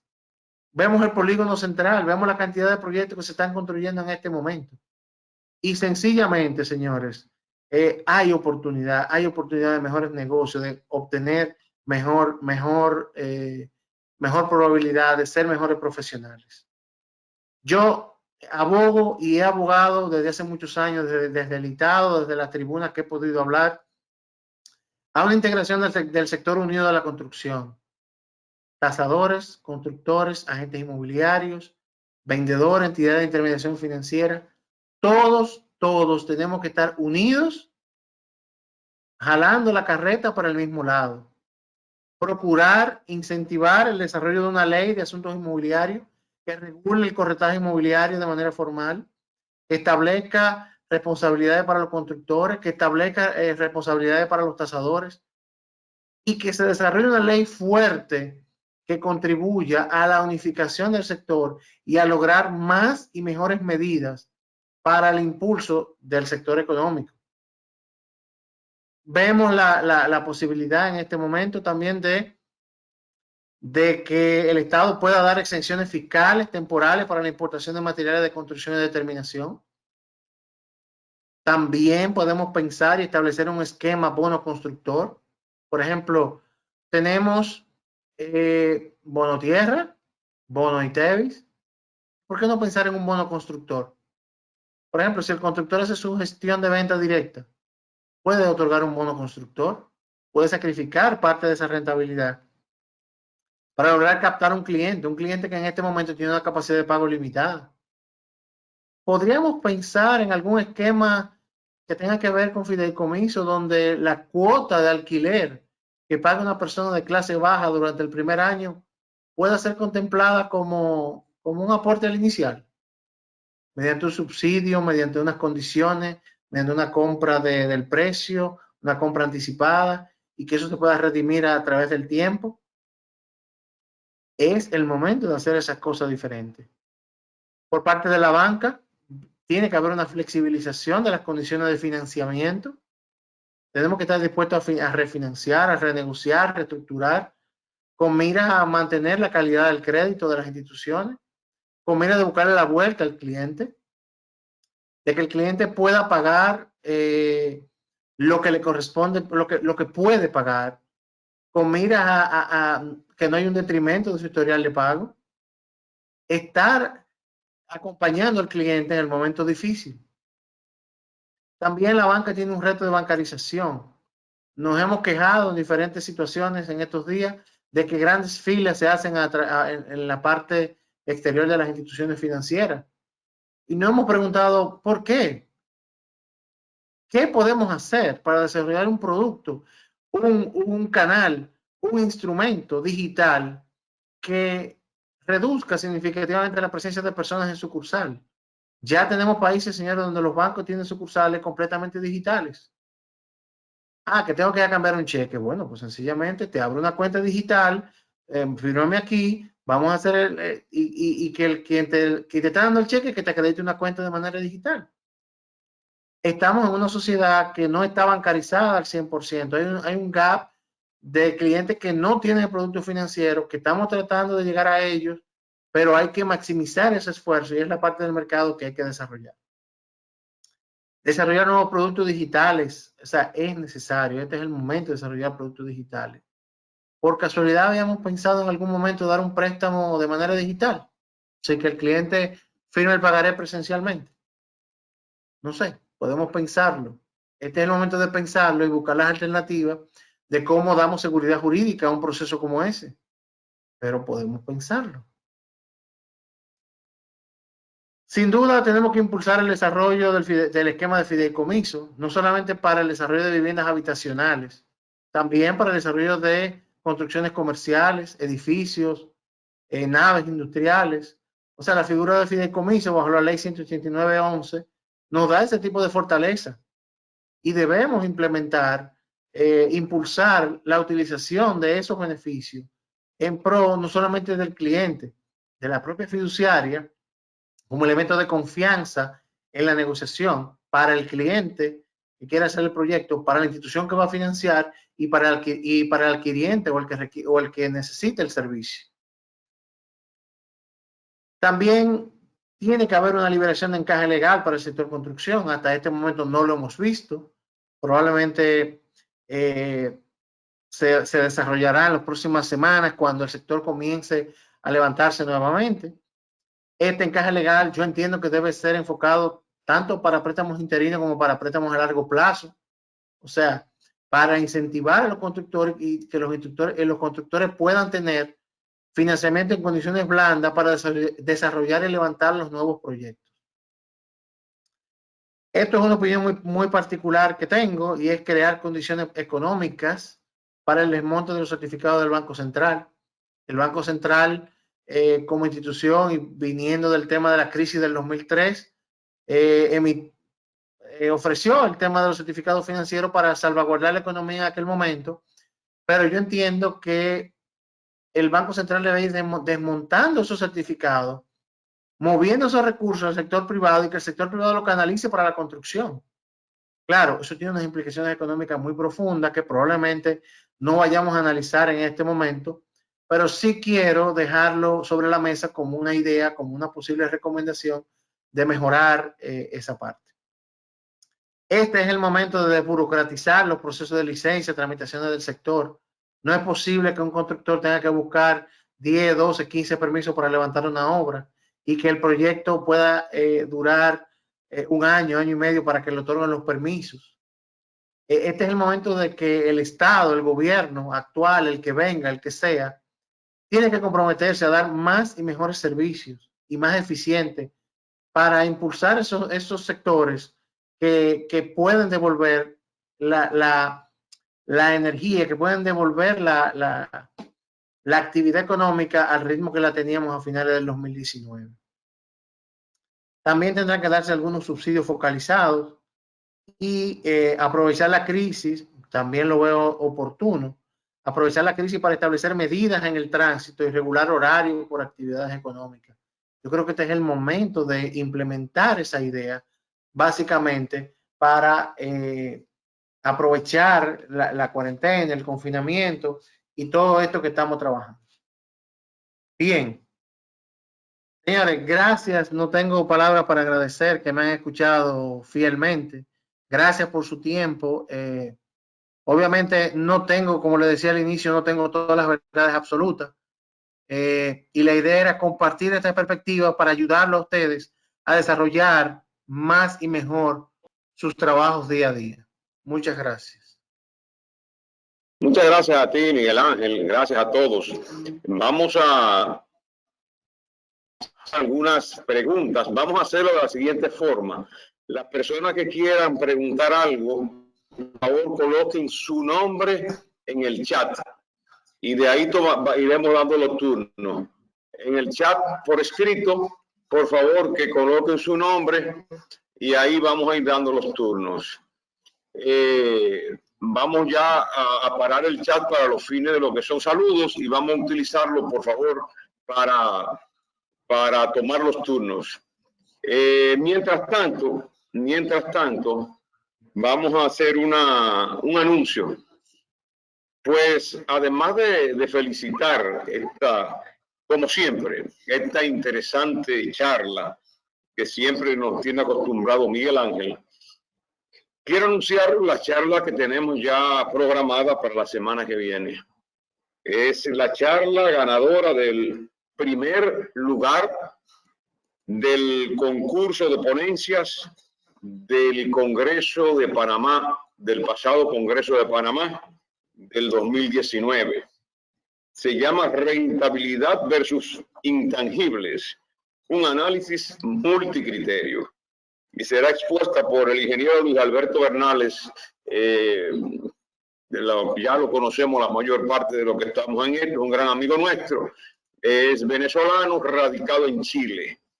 Es ganador de varios primeros premios en congresos panamericanos y en este momento, la próxima semana, pues nos traerá esta charla ganadora de premios. Por favor, estén pendientes para que hagan su inscripción a tiempo. Pues vamos entonces con las preguntas.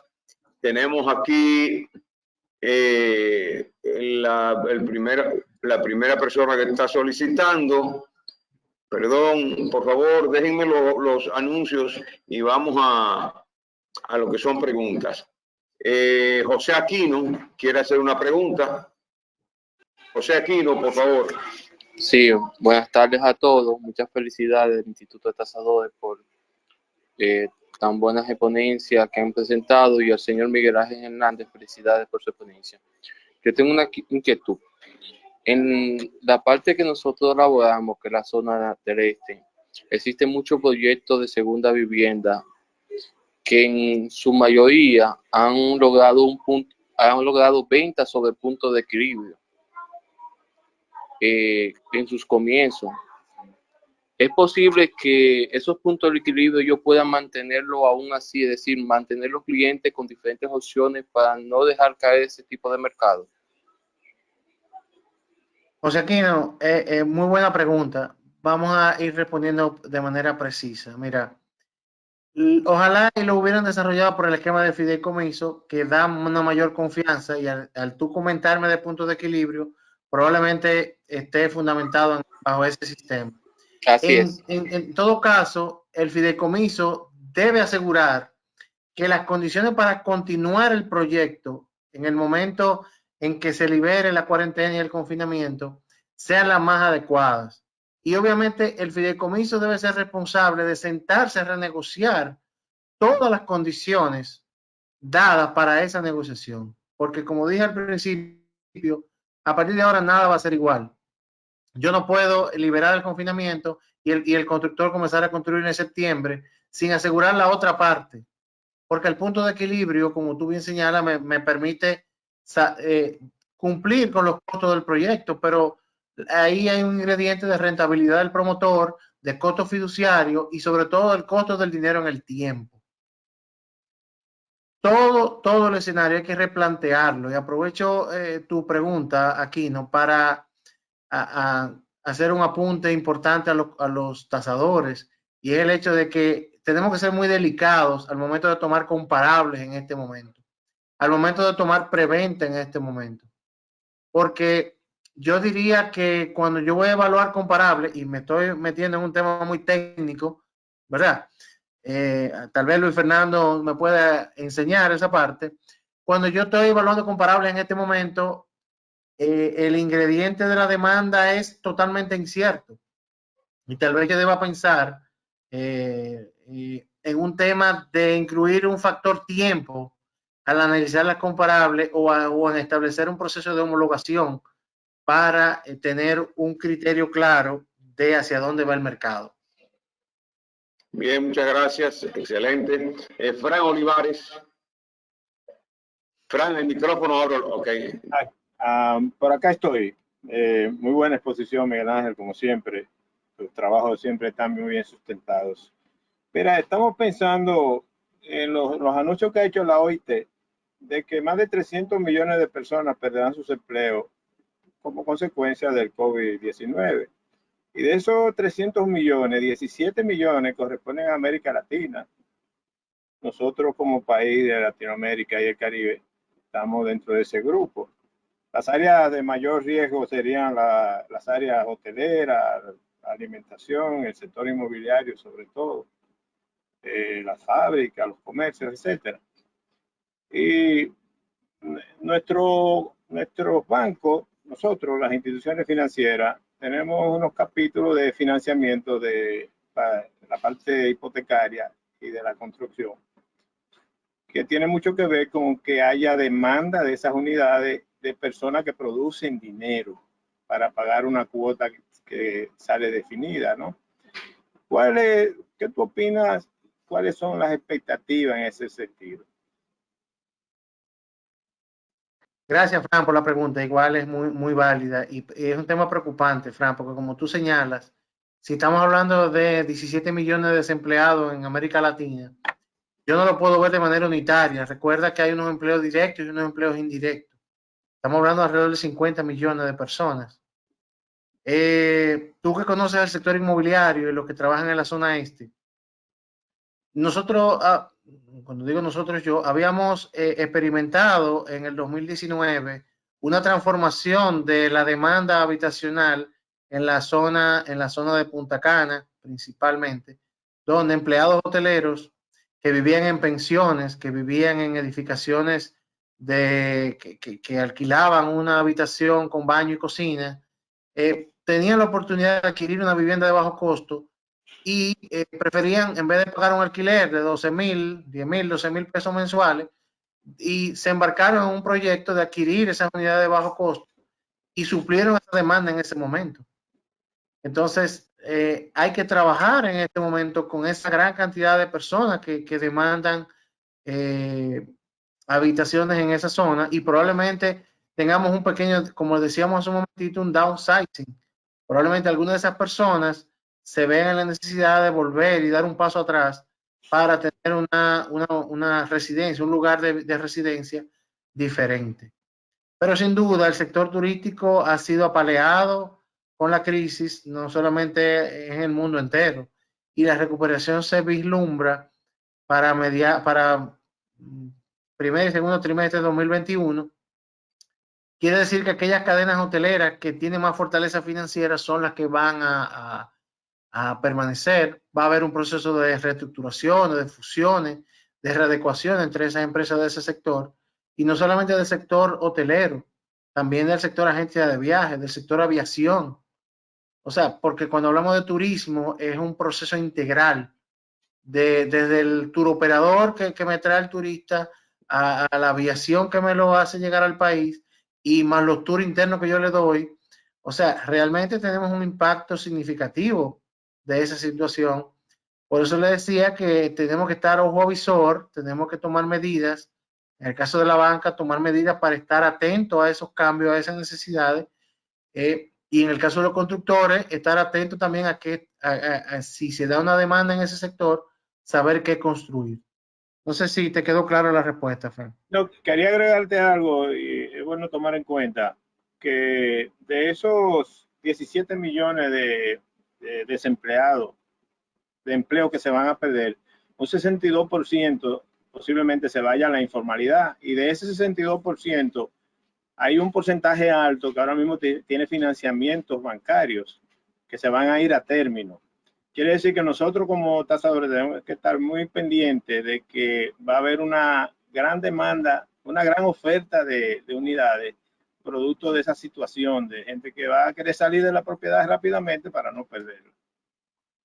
Frank, eso influye también cuando yo insisto en que la banca debe estar atenta, es que, por ejemplo, hay algunas instituciones financieras que tienen departamentos de workout, de precisamente reestructuración de préstamos, pero hay instituciones que todavía ni siquiera tienen esos departamentos. Así es. Entonces, las instituciones están llamadas a crear esos departamentos, fortalecer esa parte del negocio para poder enfrentar esa avalancha. También hay un aumento en la cartera de bienes adjudicados de los bancos por la entrega, no solamente entrega voluntaria, sino procesos legales que las instituciones financieras tendrán que enfrentar para recuperar sus acreencias. Porque también es cierto de que estamos afectados por la crisis en este momento. Sin embargo, hay otros clientes que venían con la crisis antes de febrero y que se van a agravar más en este momento. Muchas gracias. Gracias, Frank. Muy interesante tu participación. Quiero aprovechar, Miguel Ángel, para hacerte una pregunta. ¿Qué tú ves con relación a la tasa de cambio de aquí a finales de año? ¿Tú crees que va a mantener un ritmo lento o tú crees que podría haber algún tipo de disparo de la tasa de cambio?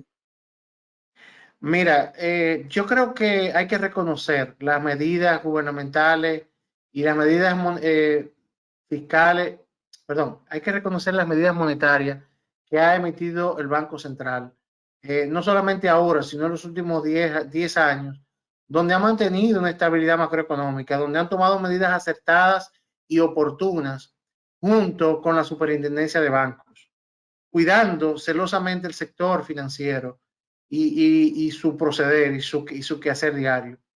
Yo entiendo que puede haber un ligero aumento, pero no se va a dar aquella estampida que se dio en el 2003.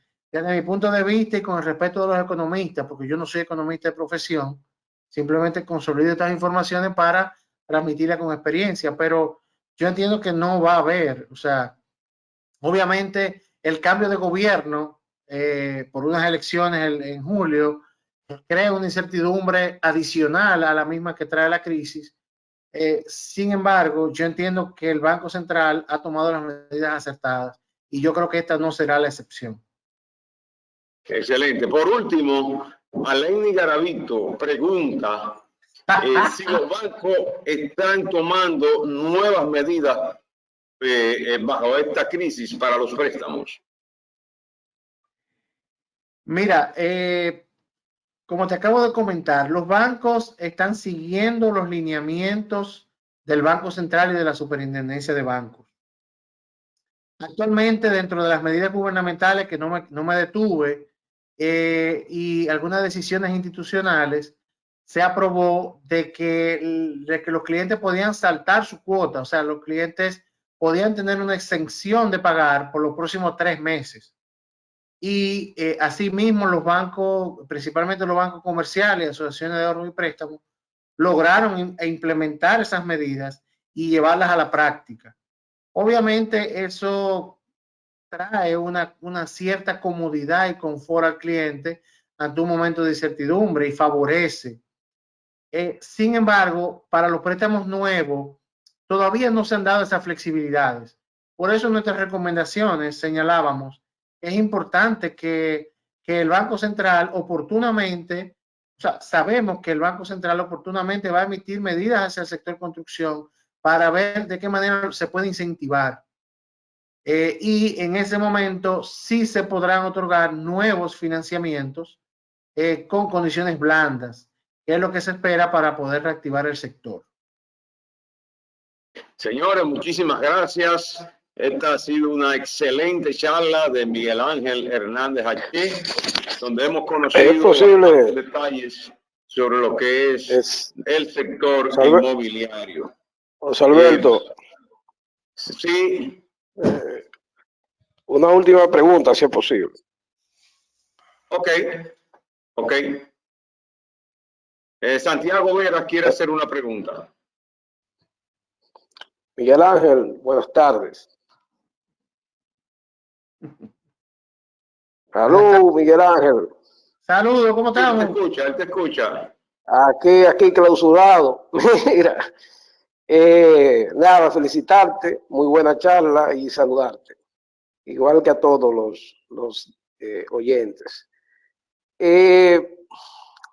Viendo el tema actual, ¿verdad? Post-COVID-19, donde ya explicaste muy bien sobre la contracción económica mundial y de la región de Latinoamérica y específicamente República Dominicana. Y también viendo el gran aporte que has hecho analizando el coeficiente de demanda y oferta por sectores. Eso sugiere, y también la información que acabas de dar, la última en relación a los comparables. Recuérdate que los comparables que tenemos es antes COVID-19. Durante COVID-19 y post-COVID-19, pues no vamos a tener comparables posiblemente tan rápido, ¿verdad? Como para desarrollar la metodología.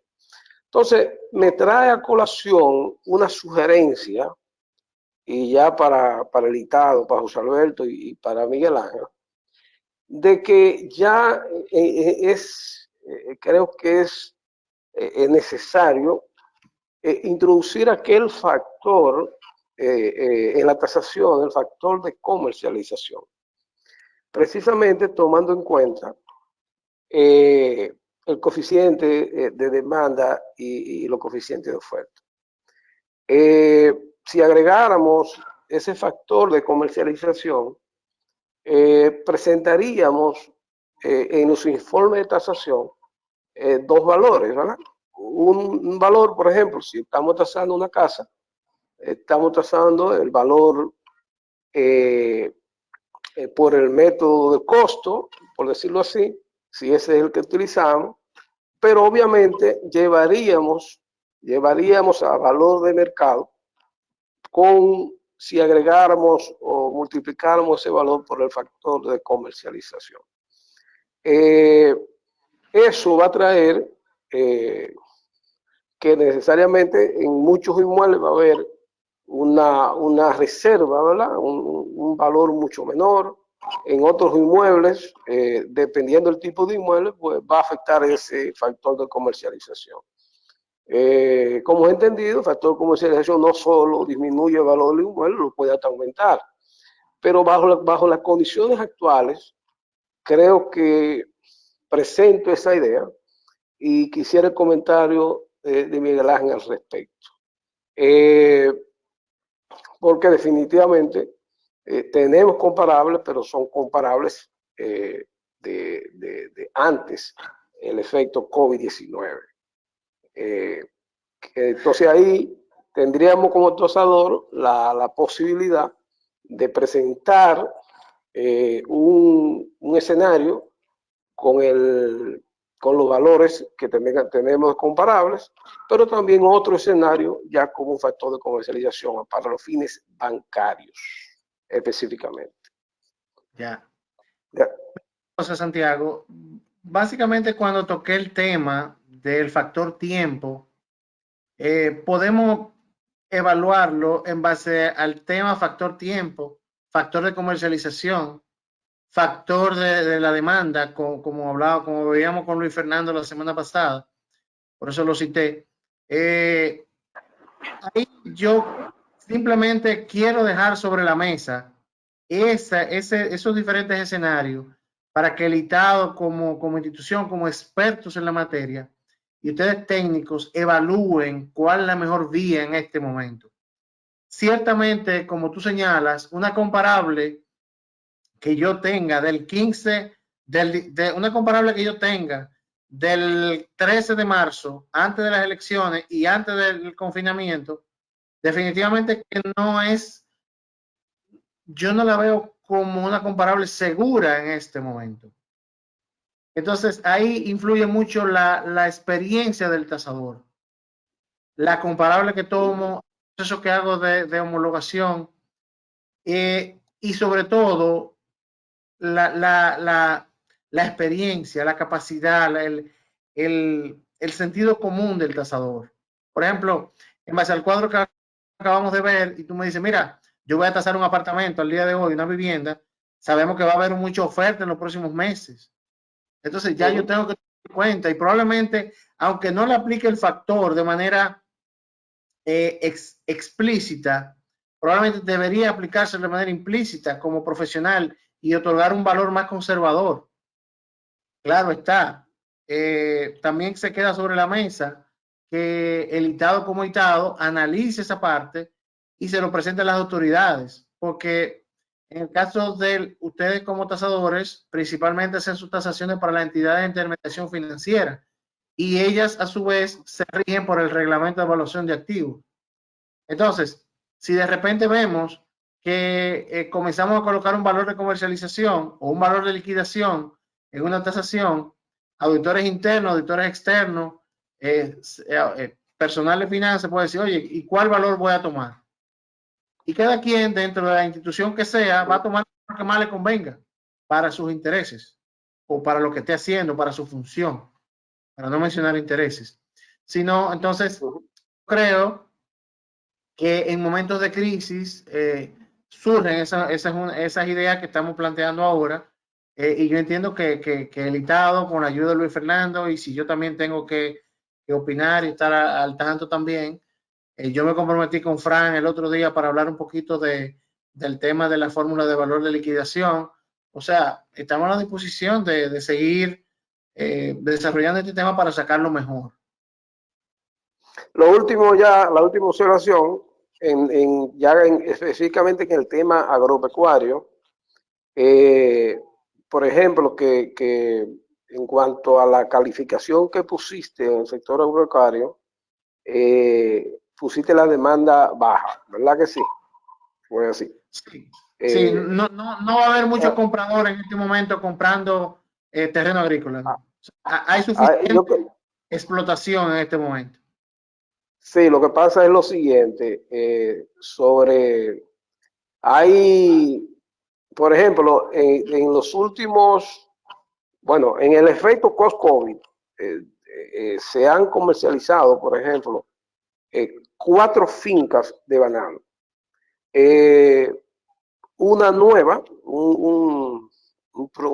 alguien nuevo, pero las otras 3 son recambio, ¿verdad? Productores que compran fincas a otros productores que están saliendo por el tema de endeudamiento. Entonces, si fuera así, la demanda ya pudiera ser media, ¿verdad? Y no baja. Pues nada, muchas gracias. Sí. Permíteme, Santiago. Mira, obviamente esto no es un tema para entrar en discusión, pero yo mantengo la situación de que la demanda es baja. ¿Por qué? Por lo mismo que estoy señalando. O sea, esas personas que están comprando la finca y tú recuerdas, no me lo sé de memoria, tú me puedes corregir, que el valor de mercado es un precio adecuado entre comprador y vendedor, donde cada uno compra con conocimiento y sin coacción. Entonces, esos vendedores están vendiendo por coacción.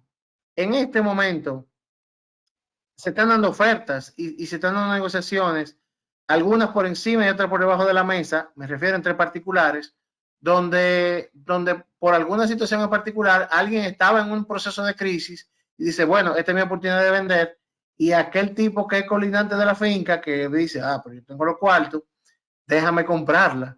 Entonces, es una situación muy particular, por eso te hablaba del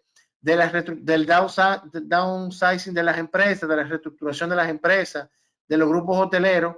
Aquellos grupos hoteleros, y cuando te hablaba de mejor también, aquellos grupos hoteleros, en cada industria nosotros tenemos personas que no están en las mejores condiciones, y aquellos más fuertes de la industria están viendo y han visto esa debilidad a través de la historia y se van a aprovechar y van a comprar. Decía mi papá que comprando que se gana. Entonces, va a haber oportunidades, y el que tenga recursos, el que tenga dinero, el que tenga la posibilidad de un capital, en los próximos meses va a encontrar oportunidades en el sector inmobiliario. Pues muchas gracias, Miguel Ángel, muchas gracias. Bien, creo que ya con esto estamos terminando. Está bueno. Yo creo que cualquier participación o pregunta adicional, por favor, nos la pueden hacer llegar al invitado vía correo o directamente a Miguel Ángel y se le serán dadas las respuestas. Yo creo que tenemos grandes retos con esta crisis. No solamente el sector nuestro, no solamente los tasadores tenemos grandes retos. Es cierto que tenemos una duda hacia dónde irá el mercado. Naturalmente nosotros tenemos que trabajar con los datos de mercado que tenemos. También está planteado sobre la mesa el hecho de que las entidades financieras pues también tendrán que decir, bueno, ante esta situación, si yo prestaba un 80%, debo de protegerme y voy a prestar solamente un 70%, tomando en cuenta que pudiera haber mañana una situación de mercado muy difícil. Y tenemos que día a día estar nosotros monitoreando ese mercado, todos los tasadores, hacer buenas consultas, mantenernos en comunicación tasador con tasador, grupo de tasadores con grupo de tasadores, para que todos sepamos hacia dónde va la corriente, hacia dónde van los precios definitivamente de los inmuebles. Alberto, sí. Yo lo dije en la presentación, en las conclusiones, pero quiero reiterarlo ahora contigo. El sector tiene que mantenerse unido, tiene que fortalecerse. Los agentes inmobiliarios deben saber de tasación. el tasador debe saber de agentes inmobiliarios, tiene que saber de construcción, tiene que saber de la banca. O sea, juntos es que podemos salir de la crisis.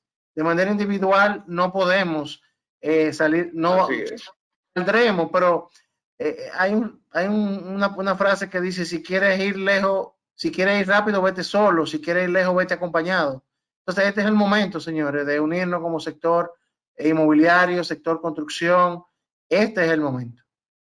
Señores, muchas gracias. Nos vemos el próximo miércoles con la importante charla que ya habíamos anunciado de rentabilidad versus intangibles, un análisis multicriterio por el ingeniero Luis Alberto Bernales. Muchísimas gracias y hasta el miércoles. Gracias.